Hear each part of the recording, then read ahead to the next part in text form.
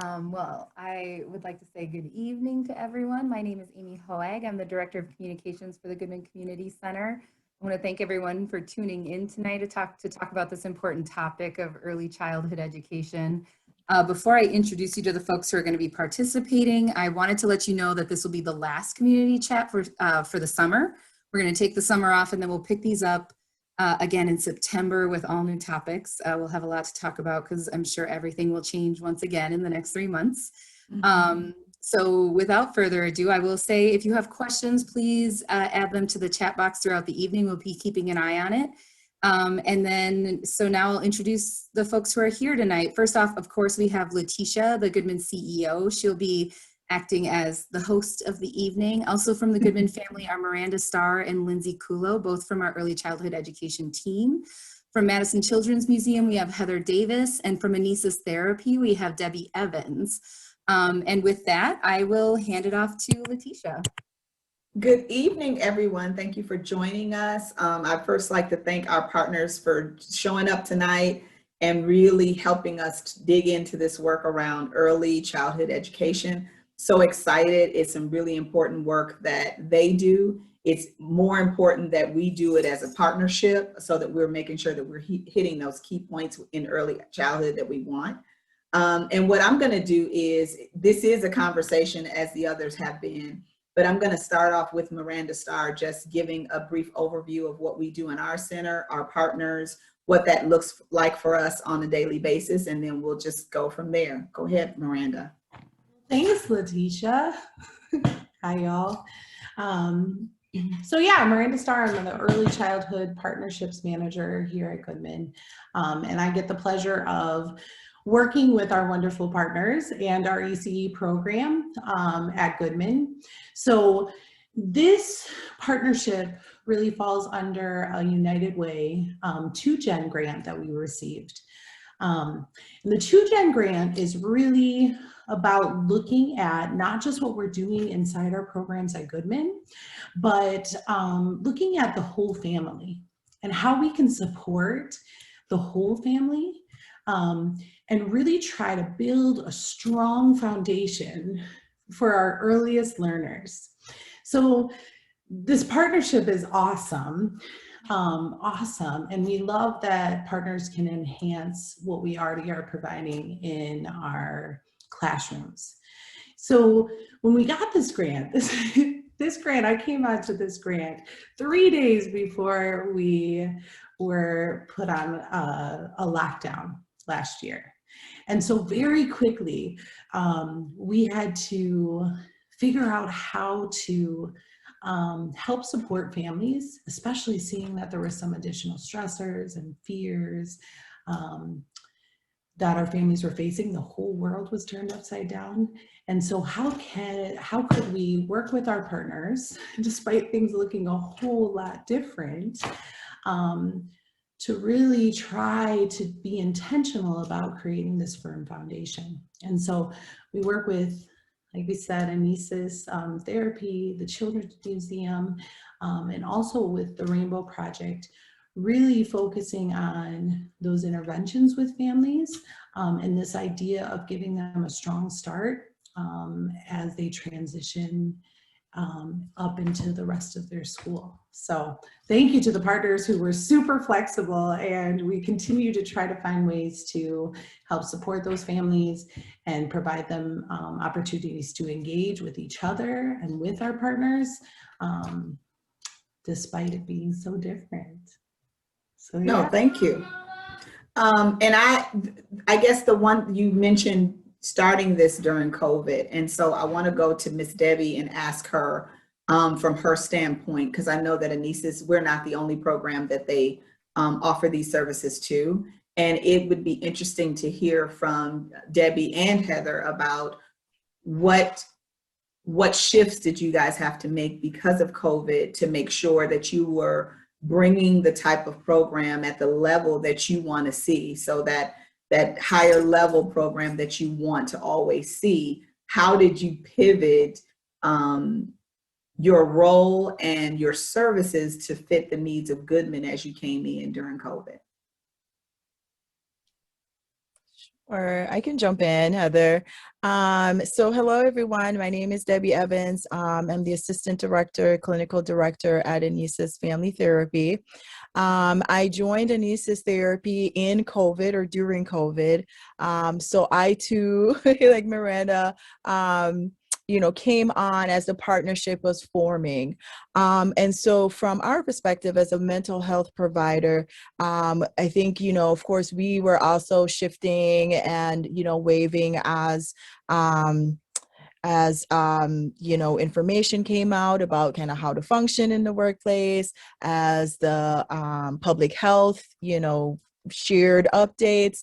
So we were doing that as a clinic.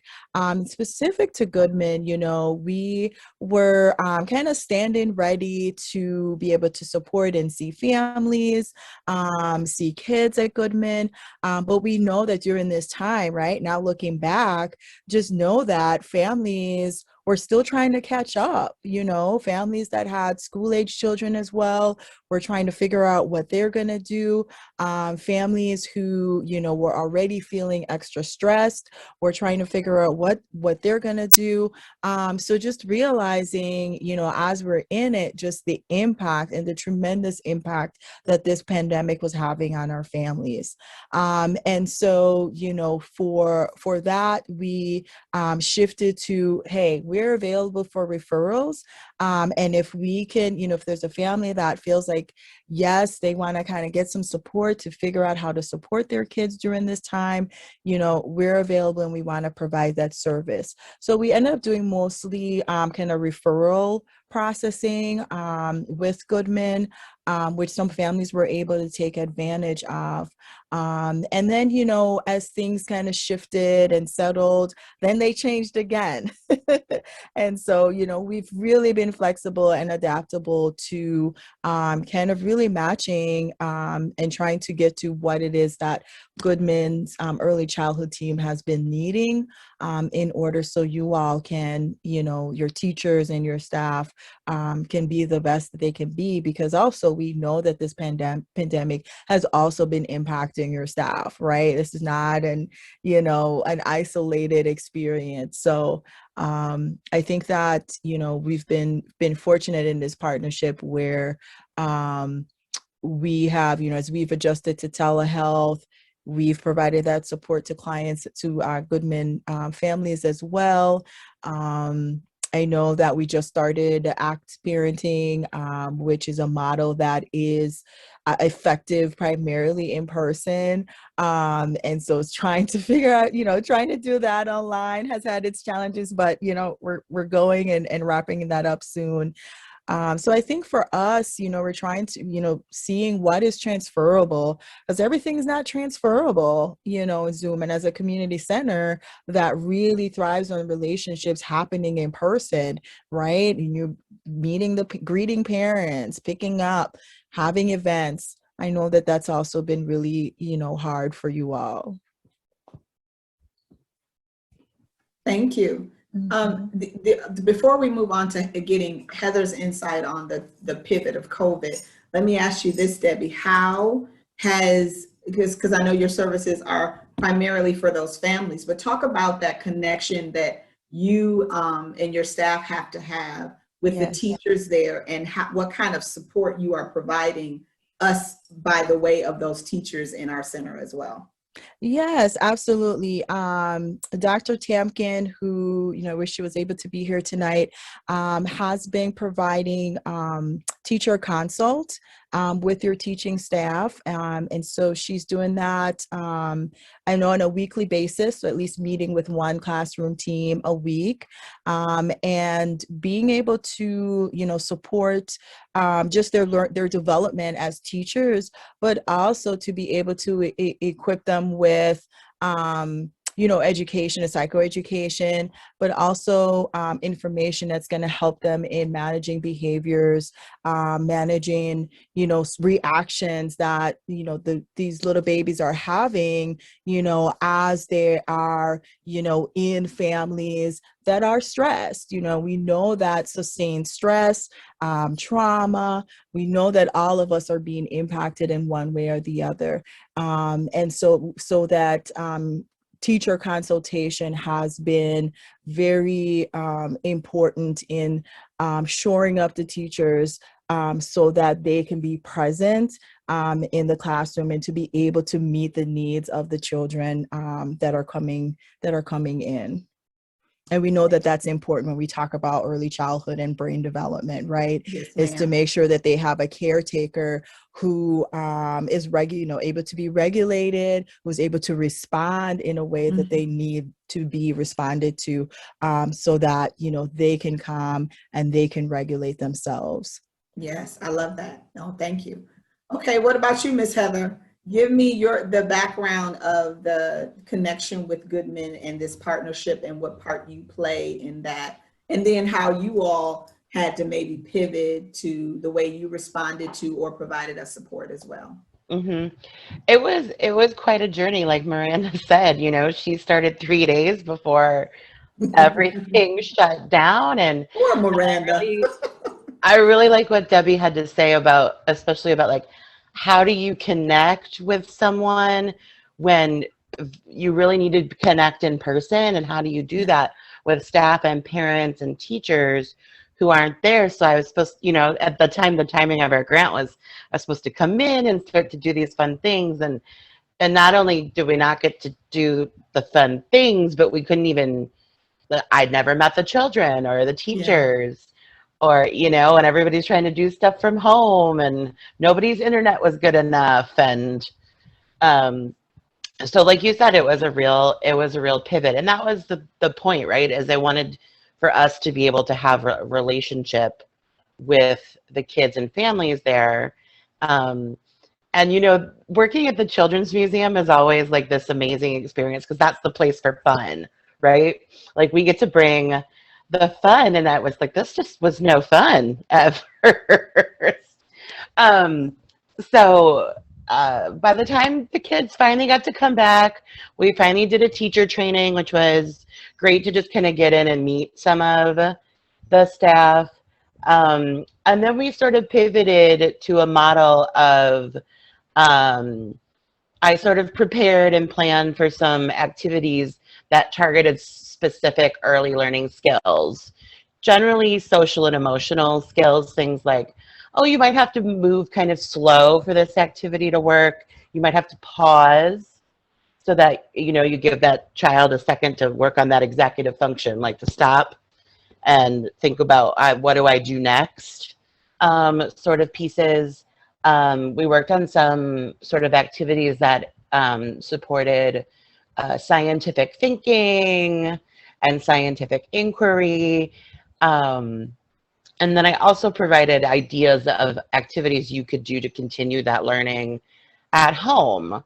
Because what we were really hoping for was that, in this pandemic, when everybody's home and everybody's working so hard, and there's, we have this like collective uncertainty about things, that, we just want everybody to have a chance to connect with their child and be in the moment with that connection.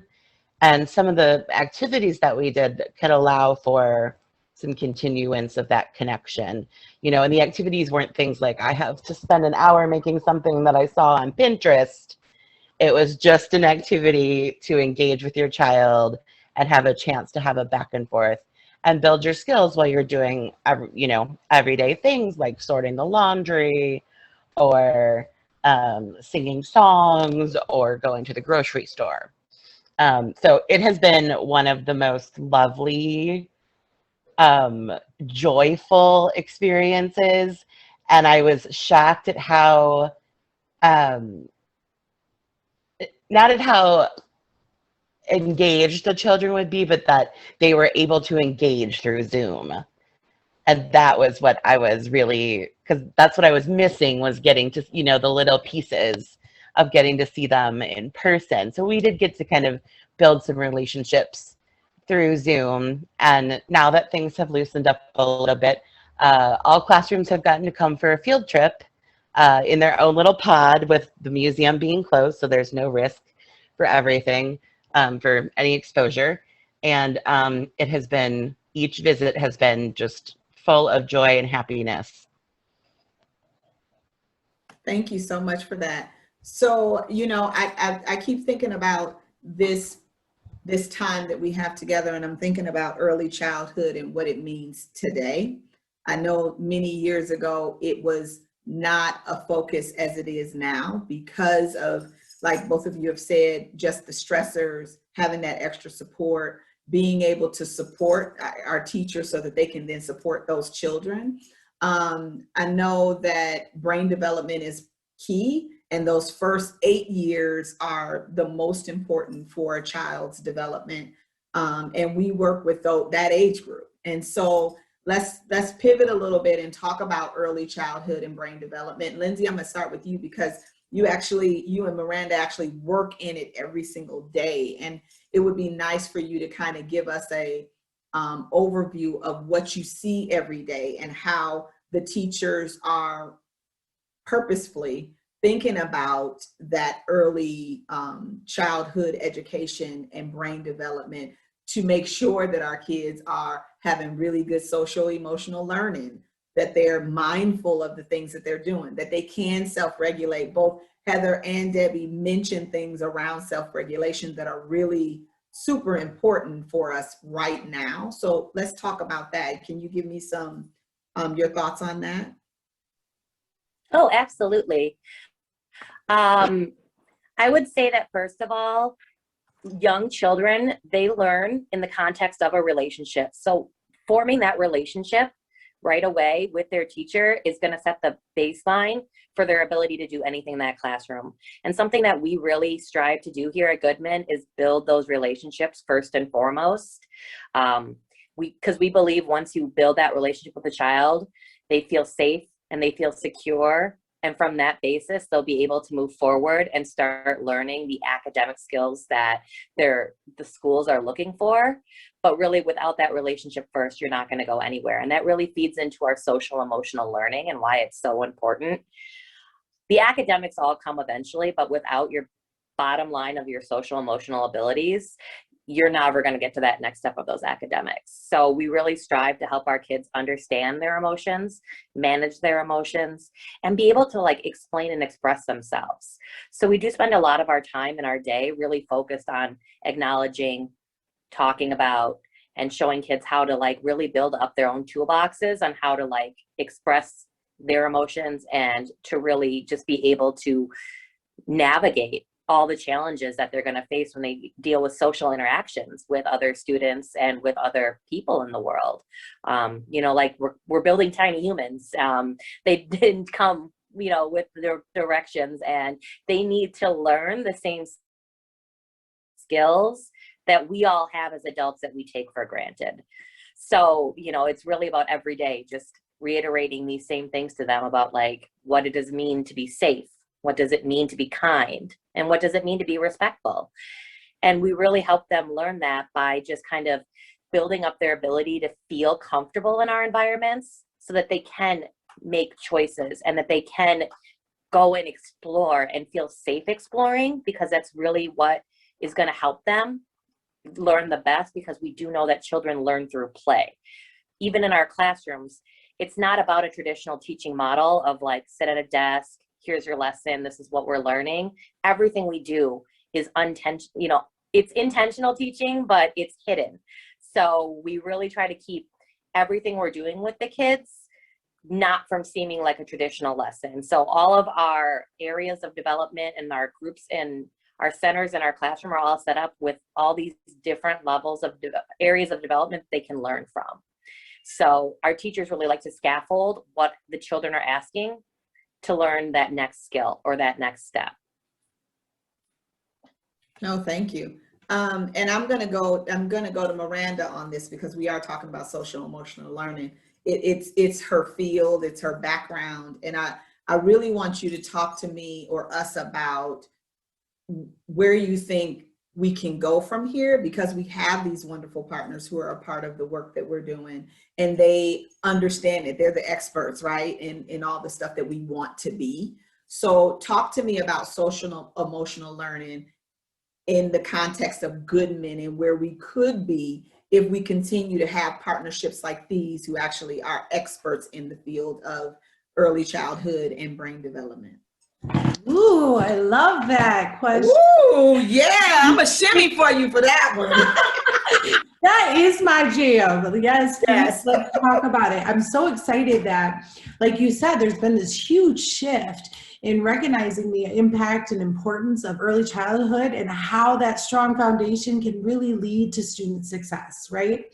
And so I'm so excited that there's this big shift to talking more about the importance of social emotional learning and actually what it looks like. For us at Goodman, I think we keep striving to, number one, give specific skills. I think this idea of building resilience in children and the idea that it's not about a teacher always solving their problems or even helping them to solve the problems, but how can we build up these like resilient traits in our children? How can we get kids to say, I am brave, I am strong, I can handle this, right? Especially as we talk about this critical age in ECE and 4K where we're transitioning to kindergarten.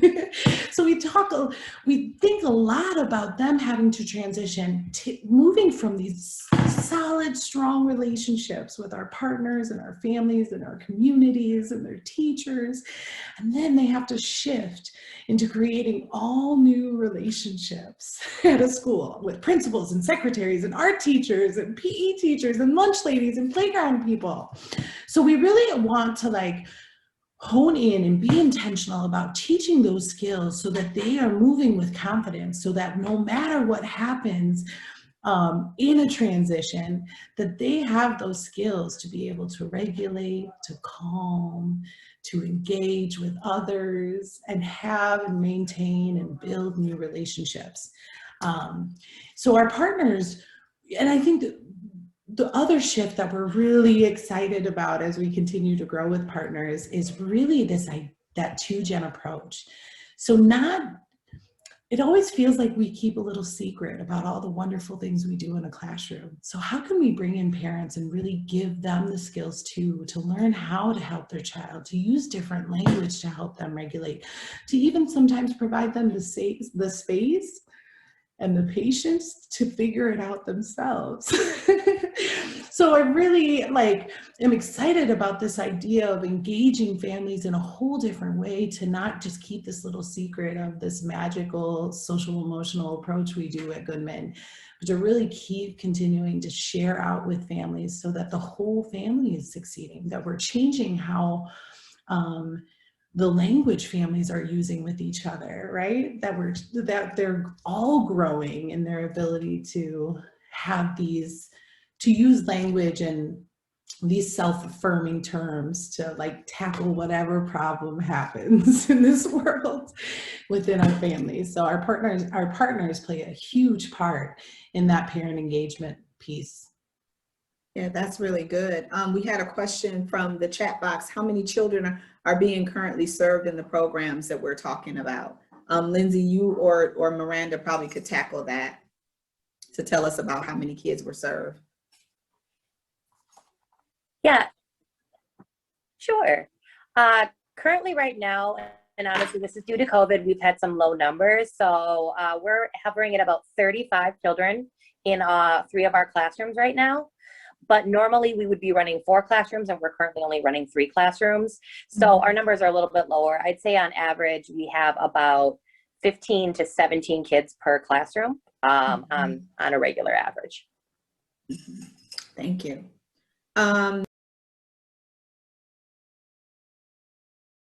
I muted myself, sorry. So Miss Debbie, I wanted to ask you about this because you brought up brain development. Talk to me about how you use information about brain development to create the programs that you're using with the children that you see every day. Because I know in therapy, you look at brain development a lot different than the average Joe who doesn't really understand from the time that they're born until they get 3, from the time that they're 3 until they get 6, what that means and how you shift the therapy to really combat the things that are there for those age levels. So talk to me a little bit more about that, because I think it's interesting work and people, it's not just you throwing some stuff on the paper. You don't do therapy with children the same way you do with an adult. Yes, absolutely. And I want to highlight that we have, 4 clinicians right now that have specifically attained and are finishing up certification specifically in infant and maternal mental health. And so when you talk about like a grasp and operating, within that brainstem, they have, kind of taken it to the next level. So hopefully at some point, their knowledge and just kind of how the next level of their work with children, how this training for them is going to impact that. That is, talk about fascinating. That is fascinating. So with regards to children, and I'm so glad that that the age has, the increased, right? A lot of times, first we used to talk about 0 to 3, then we started talking about 0 to 5, and now we're talking about 0 to 8, right? So that shift in of itself, right, we know is due to emerging data, as the science kind of catches up, right, to what we've always known in the field of mental health and psychiatry about what is happening with development. So I think the science is finally kind of proving and bringing more validity to what we've been doing. So we know that, when we are being, formed and created, that our brain develops right from the back. So if we think about, oftentimes we do this, kind of little thing here for the brain. So you think that this is the back, the brain stem, that's the early part that develops. So when a child is born, all that means that they are connected to the world through the person, the adults that are in charge of caring for them. So they know, they develop like, oh, when I cry, someone comes. When I'm hungry, somehow someone just knows that I'm hungry. When I need to be changed, this woman or this man appears and does these things, and then I feel better. And so that's where all of those interactions start to be stored and kept, right? And we know that then, you look at 0 to 1, kids start to really pay attention to your facial features. They really start to become in tune with what's going on in the room. So that starts between 0 and 1, right? 0 and 6, really, if you really want to get technical. So we are born to be in a tune to our environment and the people in our environment. That's just how we're born. And then, so then there are things that in our environment that can disrupt those relationships that are being built, or can enhance those, right? So those can get strengthened. We know a lot of times in early childhood, they talk about that, what is, that play that the person that they're playing with is playing back with them. That's a huge part of brain development, because those neurons need to be reinforced. And so, you think about a child that's entering daycare or, 4K, if this may be a new stimuli that they are being introduced to, right? So they're coming in, they already have their brainstem formed, they have their relationships, whether they're, regardless of what they are, and they're coming in and they're meeting new kids, they're meeting teachers. That is a lot. That's a lot of overload, right? And then they go through a whole day, and then, they're back in their environment. So when we work with children, we can't work with children without their caretaker, right? We have to work with their caretakers, their parents, their guardians, whoever that may be, as well as when we're working on supporting, whether it's external behaviors where a child is, their emotions are so big that everyone feels it and everyone's going to be a part of my emotion.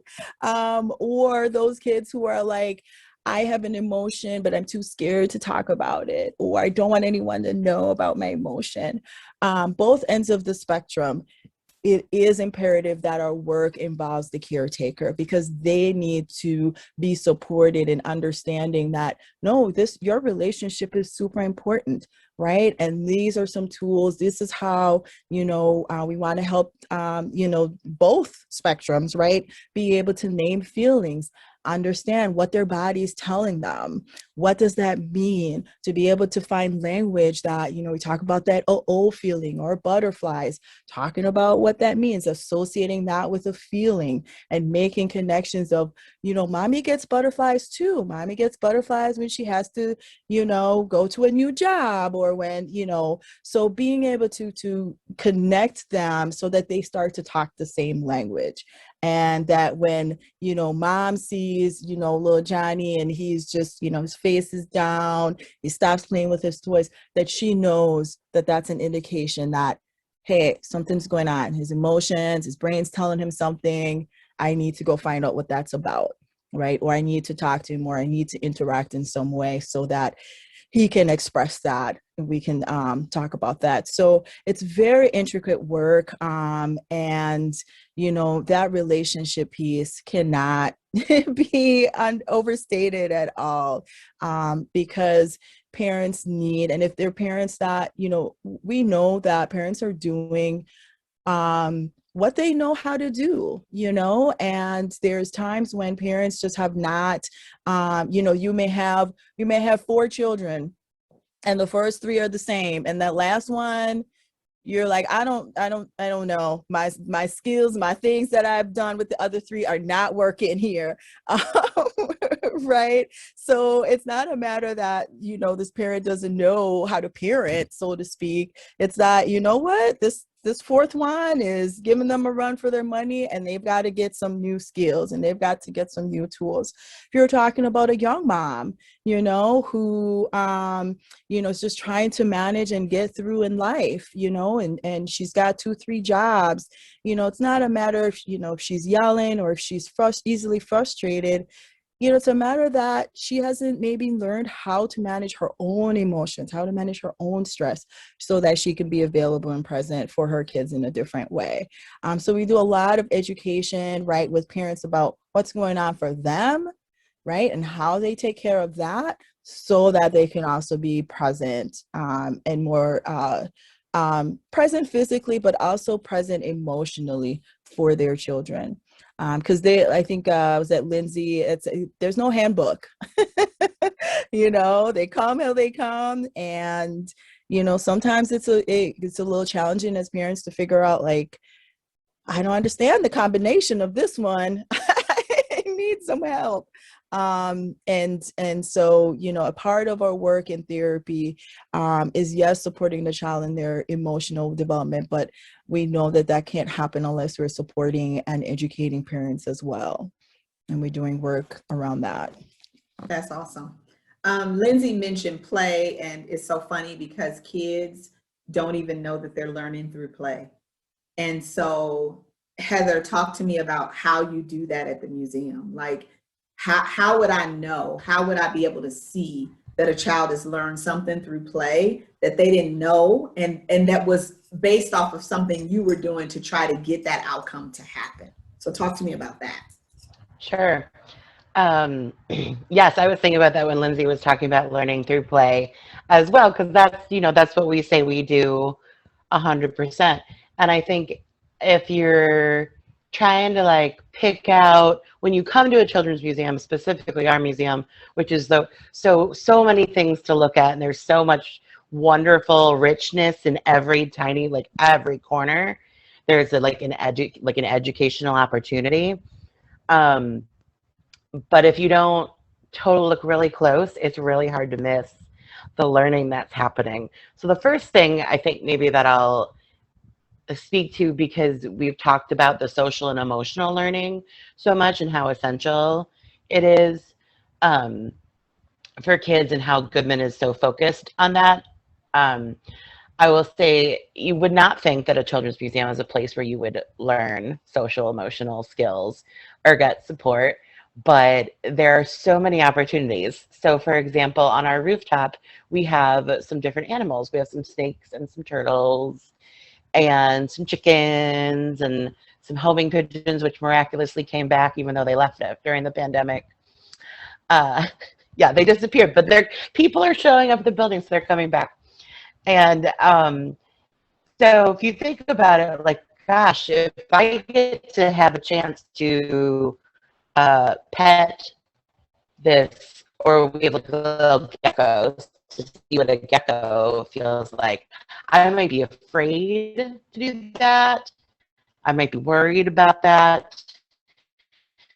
I might have to practice facing something that I'm uncomfortable with. I might have to practice being slow and gentle.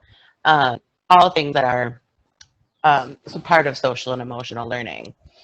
As well as other places in the museum, kids can run in, and it's scary. It's on the second floor. It's over the first floor, and it might be a little scary. It might be a little hard. I might have to wait to take a turn because it's very busy. So those are all skills that kids are practicing. And then in every space, there's something to learn. If I'm a really small child and I'm playing in the water and I'm scooping and pouring and I'm a toddler, I'm learning my balance and I'm learning how to move from left foot to right foot as I figure out how to pour this over here. Or I figure out what happens if I throw the water this way. Or, and then when you're a toddler, everything is sort of pure science anyway. What happens if I do this? And we have lots of little things that are intended to not necessarily be obvious right away of how you're supposed to play with it. And you have to do a little experimentation. I was telling the group before, we have a pulley system where you just turn the wheel and it does like a little loop, and kids can send little things across the way until you kind of get up there and move the wheel and see what happens. You don't really know what it does until you have a chance to experiment with it. So we bring that sort of idea to all of our exhibits, and as well as all of the activities that we do with children. Mhm. No, thank you so much for that. I was going to say, I know that all of you, it's funny because I'm on here and I'm watching your faces as you all kind of interact and talk. And I just wonder, what are you thinking about when you hear play? Because, I asked Heather that question, but what are you thinking about when you hear play, when you hear brain development and SEL? And because all of you are pretty happy as we're talking about these things. And so I just wonder what's going through your brain, as the others are actually interacting and talking about this stuff. Anybody can jump in. I know that's a strange question, but I'm just like, they're smiling. What is that smile about? What is that joy that I see you guys showing in this conversation? For me, I think it's the joy of great minds think alike in a certain way. When we get to have these amazing partners that know the work we're trying to do, and that we feel so connected to those partners that we're on the same wavelength, and we all believe in the same things, and we believe that social emotional learning is so important. We believe that learning through play is important, and we all understand that how a child's brain develops is very specific, and we all work towards building that. So having this space to talk about that amongst ourselves, and with our partners, it's just, for me, really joyful to just really feel that we've got great partners, and we are so lucky that we have these opportunities. And for me, that's what I feel when I'm hearing everybody talk, and how just in sync we all are on wanting to build the best little kiddos we can to send them out into the world. We are doing our best, and it's just really hopeful and wonderful for the future to feel that. Anyone else? Yeah, I agree. I second what Lindsay said. My just absolutely just snapping in my head about that play piece, right? And that our children they come into the world curious, right? They're curious about, like Heather said, why things work the way they work. They are little scientists, and that's not just in a space like the Children's Museum. It's also at home. It's also at school. It's also when they're at the store, with mom and dad. So we, therapy, we do utilize that natural presence for them, and talk with parents about how to encourage those curiosity, so if there's something, kids will ask you, well, what is that, right? Take a breath.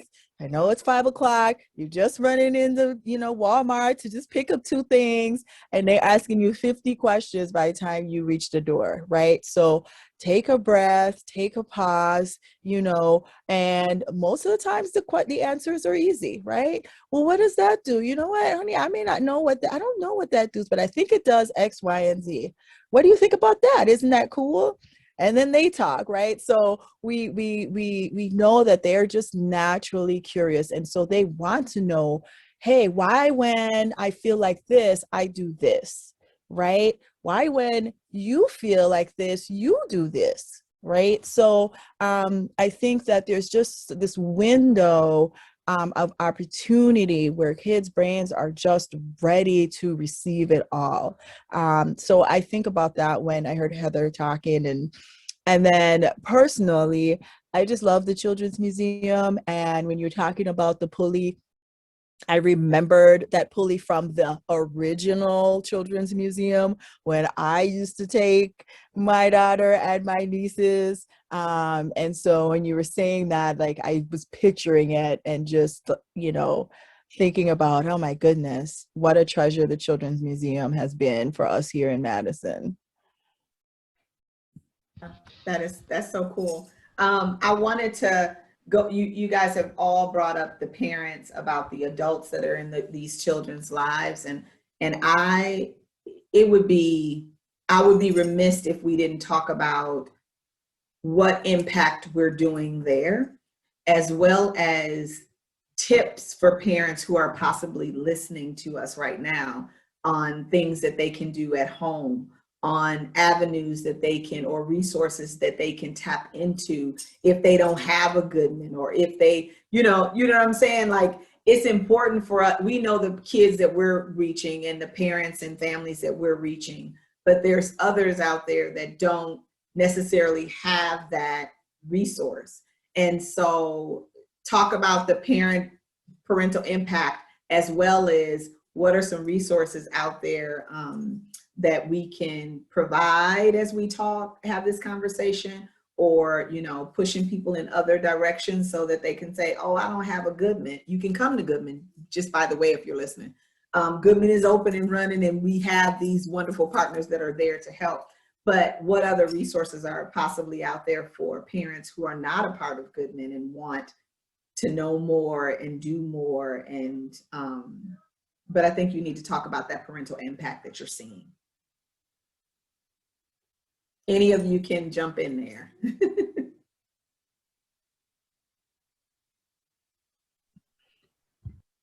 All right, well, I can just talk a little bit about, when you go in, telehealth, doctor's visit, and they give you that, sheet of paper that talks about development. Like, this is where your child is. Your child is 3. These are the things that they may be doing. These are the things, and they kind of go through.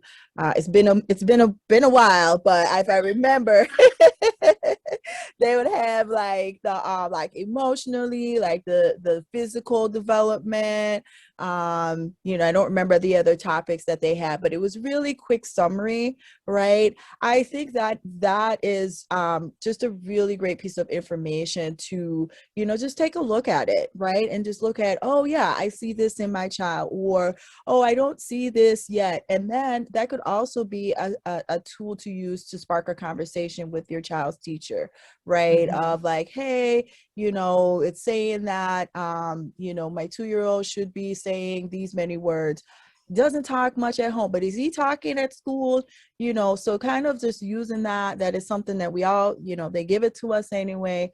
So that's one thing I think about, of just being able to have that little piece of reading to spark information, or to spark conversation, I should say.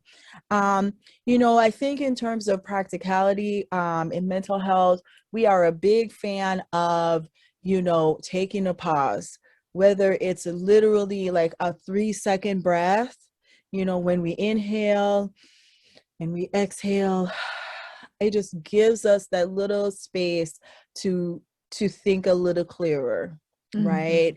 And to just think about what our next move is going to be. So I just think that that's something that can be quick. You know, you coming home from a long day, you've got dinner, you've got things, and there's 50 questions coming at you. Just taking that pause, right, and just taking that breath can do wonders. We're in this, that we're continuing to be in a pandemic. There's so much that as adults we are managing our own grief around being in this ambiguous space. We don't necessarily have an end. We have ideas. We have hopes, but we really don't know. So I think, again, I want to add, like, just normalizing, like, you're not the only one. We all are here. We're all, here talking about this topic that we're experts in one way or the other, but we're also all here with the same question of, what is really going to happen? When is this really going to be over? And so I want to just normalize that for parents, that it's okay if you don't have all the answers. And so that's what I have to offer, and I'll turn it over to someone else right now. No, thank you. I'll jump in here. Kind of a little bit going back to learning through play, but just thinking about the power of play.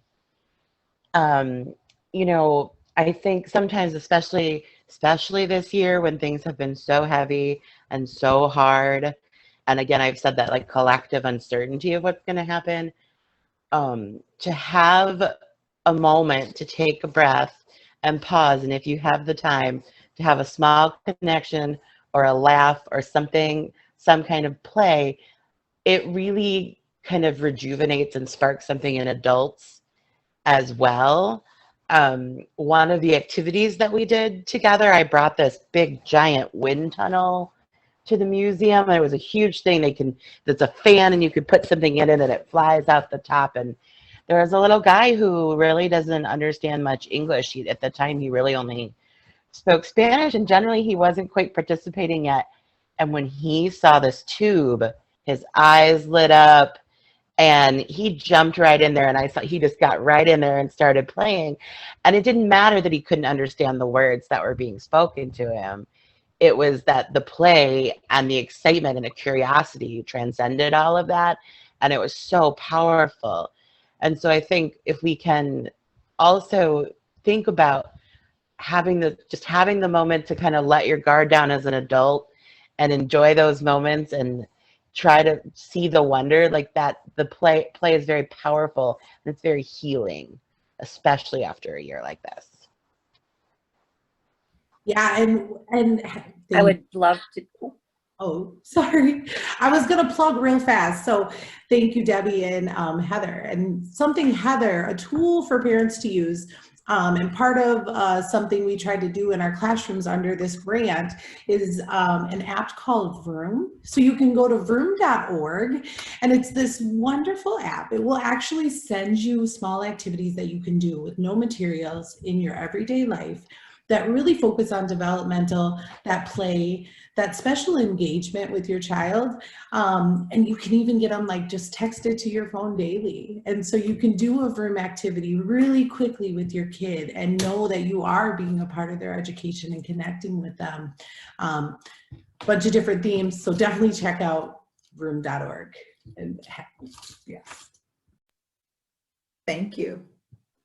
Lindsay, did you want to go in there? Yeah, I was just going to add, kind of building off of what Heather was saying, kind of, how we talk about how the kids ask us a million questions.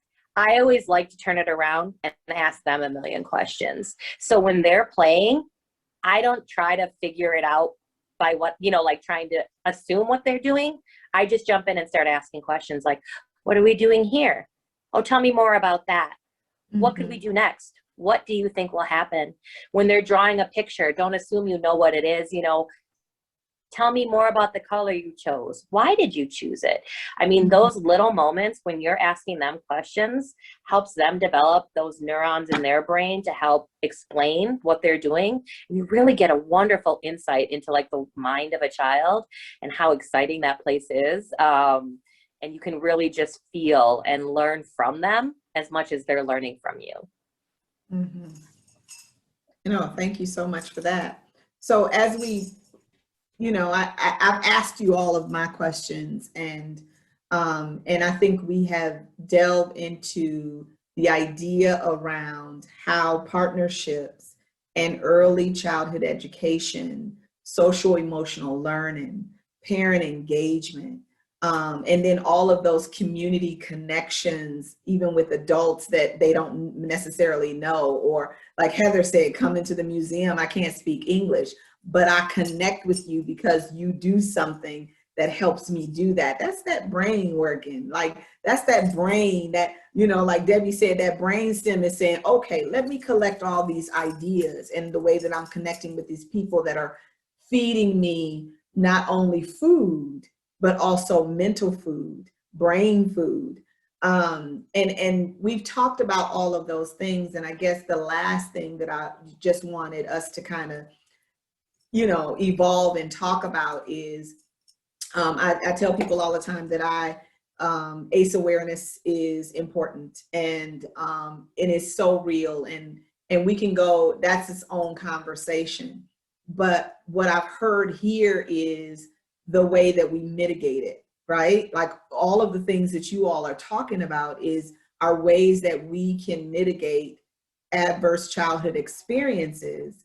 And the sooner we get in there and do that and start helping our children, not just at 3, but even at 1, and then also bringing their parents along in that conversation and work, is super important, because I don't know which one of you said it, but the parents need it too. It's not about just helping. We need to bring their parent along. I think Debbie said that, like, we're doing it with the child, but we also need to make sure that we are engaging those parents so that they can have those little tidbits of playtime or question time, like turning it back on them so that they can also gain something from the relationship they're also having with their child. And so I wanted to just touch on that for a few minutes and tell me some other ways that we can, as a community, mitigate adverse childhood experiences, because I think that people don't think about the ACE scale that so many people talk about and have created, right? But it's not just because you're in a community that you see it more because I'm poor, but affluent people have it as well. And how do we take all of the economics off of it and say, but we need to do these things to mitigate it? Social emotional learning is part of that. Having adults in your life from a therapeutic standpoint, a fun standpoint from the museum, even though that's therapeutic fun too, that's therapeutic as well. Having my teachers in my life and having a center that you can come to get everything you need. Those are all the ways that we mitigate it. And I think we do need to address it to a certain extent, even if it's small, that more of us should be looking at ways that we combat it with our children, with adults, within the community. So if any of you want to jump in there and talk about that, because it's like heavy on my heart to like mention it, because everything that you're saying, it are ways that we are mitigating a cycle of that with our children, but also stopping a cycle with our parents as well. So anyone want to jump in and talk about that? And then I really will be done, I promise. Yeah, thank you, Letesha. I feel like that is the base of this partnership and this holistic approach, right? Our intentions are to, again, do that skill building, right? And to like foster and thrive and keeping that relationship first, right? And I think about, there's a lot of things that we're doing. And also like this idea of connecting our families and our children into the community amongst them. So it's not just a solution that we're providing as a teacher in a classroom to a student, but getting them connected to the larger community around them, where they feel connected to the city of Madison, being able to utilize resources, finding a community of other parents in their own space, and building up those skills in the community that they have around them. I really believe that feeling connected, right, is a game changer. It's a game changer. And not feeling alone and feeling like you're alone in this, and not knowing where to turn to or having anyone to go to. You know, so we always really consider ourselves the bridge between the community, the families, and the schools. And one thing that I'm super excited about, unfortunately Cheryl from the Rainbow Project couldn't join us, but that whole part of the partnership is really about school readiness.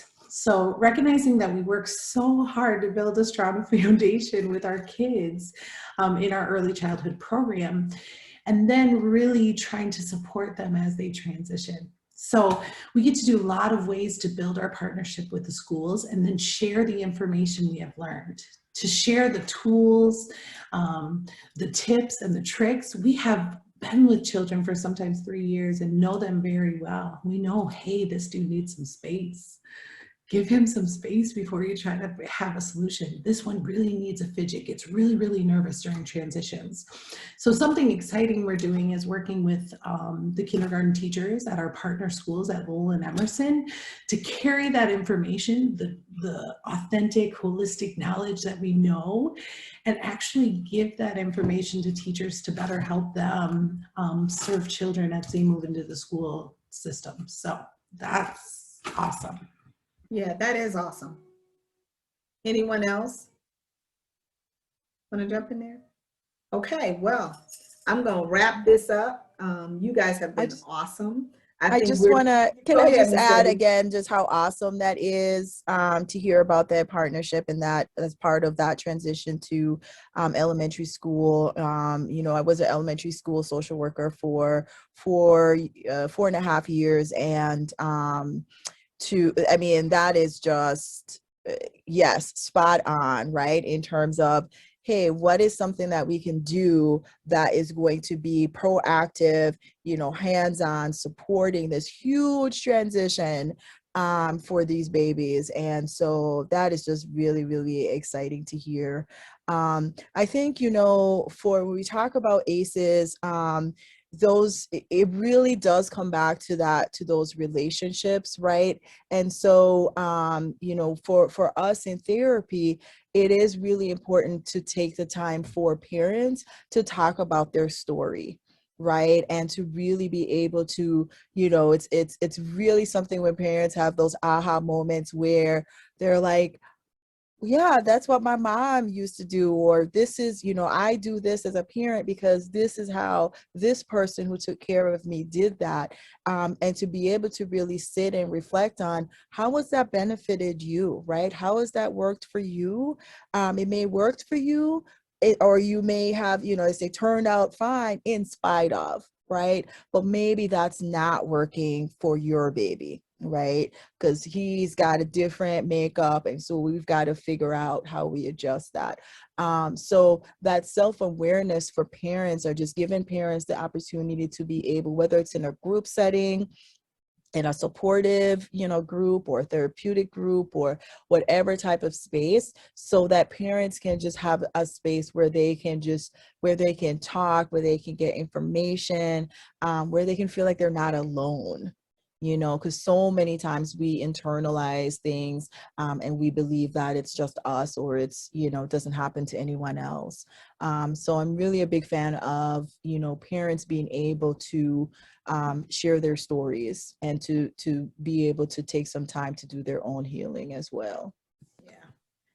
Kudos to the 2Gen approach. I'm just going to say that, because it takes a village. I've heard that all my life. And until I got to be a grown up and had children of my own, I didn't really realize what that meant and how important that is. So it takes the Debbie's and Anesis therapy to do it. It takes Heather from the Madison Children's Museum. It takes the Room program. It takes us having someone from, what's the other partner that we have, Miranda? Rainbow Project to be right there to do their part. And then it also takes all of our teachers that are there, the parents that want to participate and learn more and do more. It takes Miranda in the role that she's playing in pulling the partners together to make it happen. And then us having the space at Goodman to host it. Because what good is it if we don't have a place where people actually can go to get the help and support that they need? So it does take a village. I'm very impressed by all the work that you all are doing every single day. I am very mindful that without you, our children will be lacking something when they get 6, when they get 10, when they get 12. And these early years that you are pouring into them, you won't be disappointed. Because if I were a kid that had this kind of service when I was young, I would probably be better. But it's taken me being a grown up and looking back and saying, ooh, just like you said, Debbie, I parented the way that my mother parented. No one ever said to me, is that the way George needs to be parented? You know, or can you come to this program and see what George is doing and connect yourself with the folks that are helping George? That's my youngest son. And so I commend all of you in the work that you're doing every day, and excited about where we go from here, how our children grow, and what Goodman is going to be as long as they have partners like you who are helping them support families. So thank you all. Thank you, Debbie. Thank you, Heather, Lindsay, and Miranda. Thank you for working alongside me. It's been great. The other thing that I did want to plug for those who are listening and that are out there, we have a wonderful summer program that's coming up. Go to our website at goodmancenter.org. Your children are welcome. We want them there if you feel comfortable in sending them there. There are wonderful people there ready to love on them in a way like nobody's business to love on them. The other thing is there's space for parents to actually come and help and do what they need to do. Oh, Amy put it up. So goodmancenter.org/summer is where you need to go on our website. The other thing is, while we're not taking people in our setting right now, there is information that is going home with all of our children as we speak. So you'll see us on Facebook and again on our website. And then our fall program, we're getting geared up for that as well, as we try to come back to some normalcy around COVID. But we're not in a rush, just so you know, we're not in a rush. We're taking our time with that. Again, thank you everybody who's on this panel and those who are listening. We will see you in the fall for the next community chat with Letesha. We appreciate all of your input and insight. And I'm just looking forward to where we go. So thank you. See you later. Thanks, Letesha. Thanks, Debbie. Thanks, Heather. Thanks, Lindsay.